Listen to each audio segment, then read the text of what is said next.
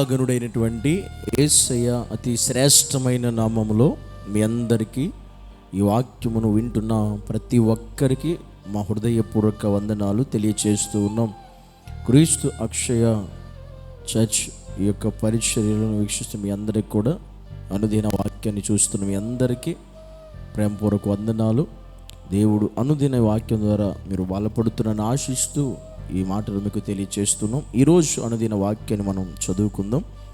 పరిశుద్ధ గ్రంథము నుండి ద్వితీయోపదేశ కాండము 4వ అధ్యాయము 9వ వచనం చదువుదాం.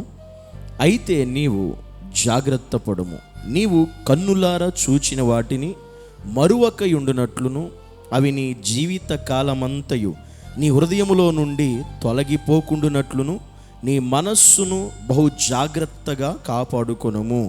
నీ కుమారులకును నీ కుమారుల కుమారులకును వాటిని నేర్పి అని వాయబడింది. దేవుడు మనతో మాట్లాడుతున్న విషయం, నీ మనస్సును బహు జాగ్రత్తగా కాపాడుకో అని ఈరోజు దేవుడు మనతో మాట్లాడుతున్నాడు. మన మనస్సుని చాలా బహు జాగ్రత్తగా మనం కాపాడుకోవాలి. ఎలా మన మనసును జాగ్రత్తగా కాపాడుకోవాలంటే ఏం చేయాలి అనేది ఇశ్రాయేలు ప్రజలకు దేవుడు చెబుతున్నాడు.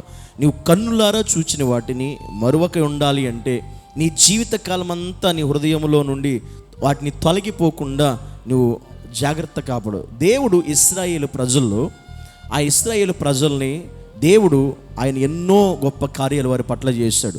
ఎన్నో ఆశ్చర్యమైన కార్యాలు దేవుడు జరిగించాడు. ఎన్నో అద్భుతాలు దేవుడు ఇశ్రాయేలు ప్రజల జీవితంలో జరిగించాడు. ఎందుకు దేవుడు చేశాడు? చేసిన దేవుడు ఏమంటాడంటే మీ మనసును మీరు జాగ్రత్తగా కాపాడుకోండి అంటున్నాడు.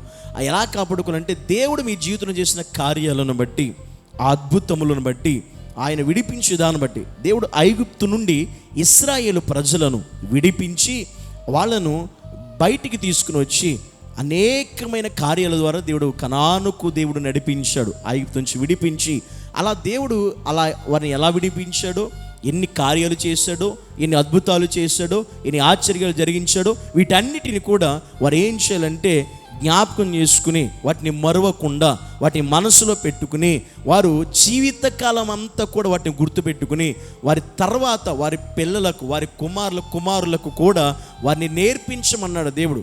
వారికి కూడా తెలియచేయమన్నాడు దేవుడు.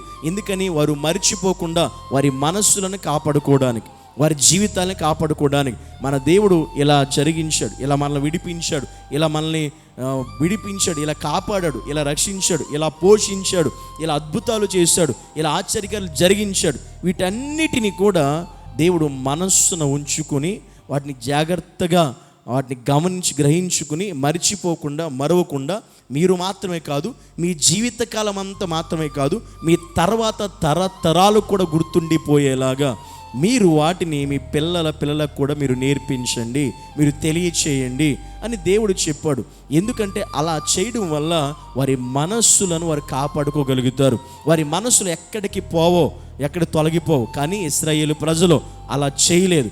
ఇశ్రాయేలు ప్రజలు కొన్ని సందర్భాలలో దేవుడు చెప్పినట్టు చేయకుండా ఉన్నారు. అంటే దేవుడు మీ మనస్సును జాగ్రత్త కాపాడుకోండి, ఇలా కాపాడుకోవాలంటే ఇలా చేయండి అని చెబితే వాళ్ళు అలా చేయలేదు. కారణాన్ని బట్టి యేసుప్రభు కొన్ని సందర్భాల్లో ఇతర దేవతల తట్టు, అటువంటి అన్య దేవతల తట్టు వారు తిరిగిపోయినట్లుగా మనం చూస్తూ ఉన్నాం. ఎందుకు అలా జరిగింది? వారి మనసు ఎందుకని జాగ్రత్త లేకుండా పోయిందంటే దేవుడు చెప్పినట్టు వారు చేయలేదు కనుక, దేవుడు చెప్పినట్టు వారు నడుచుకోలేదు కనుక, దేవుడు చెప్పినట్టు ప్రవర్తించలేదు కనుక కొన్ని సందర్భాలు వారు ఇతర దేవతలతో, వేరే మార్గాల వైపు వారు త్రిప్పబడిపోయారు. అందుకే దేవుడు ముందుగానే జాగ్రత్త చెప్పాడు. మీరు అలా ఉండకుండా ఉండాలంటే నా కార్యాలను, నేను చేసినటువంటి విడిపించే విధానాన్ని, దేవుడు మనకిచ్చిన రక్షణను, మనకిచ్చిన ఆత్మీయతను, దేవుడు మనకిచ్చినటువంటి పరిశుద్ధమైన జీవితాన్ని, దేవుడు మన పట్ల చూపిన కృపను, దేవుడు మనల్ని ఎలా కాపాడు. ఈరోజు మనల్ని కూడా దేవుడు, మనం ఇది వరకు వేరే పరిస్థితుల్లో ఉండేవాడు, కానీ దేవుడు ఇప్పుడు మనల్ని విడిపించాడు, రక్షించాడు, రక్షణ ఇచ్చాడు, ఆయన కృపనిచ్చాడు, ఆయన కాపుదలు ఇచ్చాడు, ఆయన భద్రత ఇచ్చాడు. లేదంటే ఈరోజు మనం ఈ పరిస్థితిలో ఉండేవాళ్ళం కాదు. మన మనస్సు కూడా జాగ్రత్తగా కాపాడుకోవాలి. అలా కాపాడుకోవాలంటే మన హృదయాన్ని, మన మనస్సుని మనం కాపాడుకోవాలంటే దేవుని కార్యాలను మన హృదయాల్లో భద్రపరుచుకోవాలి. వాటిని ఎప్పుడు కూడా మనం జ్ఞాపకం చేసుకుంటూ ఉండాలి. అప్పుడే మన మనస్సు జాగ్రత్తగా ఉంటుంది. అందుకే నీ మనసును జాగ్రత్తగా కాపాడుకో అని దేవుడు ఈరోజు ఇశ్రాయేలు ప్రజలతో మాట్లాడిన దేవుడే ఈరోజు మనతో కూడా మాట్లాడుతూ ఉన్నాడు. ఈరోజు ఎంతమంది మీ మనసులను కాపాడుకుంటున్నారు? ఎంతమంది దేవుడు చేసిన కార్యాలను జ్ఞాపకం చేసుకున్నారు? దేవుడు చేసిన పరిస్థితులను తలంచుకుంటున్నారు? ఎంతమంది ఆ కార్యాలను బట్టి దేవుని సన్నిధిలో స్థిరపరచబడుతున్నారు, దేవుని సన్నిధిలో నడిపించబడుతున్నారు? ఒకసారి జ్ఞాపకం చేసుకోవాలి. ప్రతి ఒక్కరం కూడా దేవుని సన్నిధిలో దేవుడు మనతో మాట్లాడుతున్న రీతిగా నీ మనసును జాగ్రత్తగా కాపాడుకో, లేదా అది పాడైపోద్ది, అది చెడిపోద్ది, మార్గం తప్పిపోతుంది, దేవుడి నుండి తొలగించబడుతుంది. అప్పుడు నిన్ను ఎవరు కాపాడలేరు.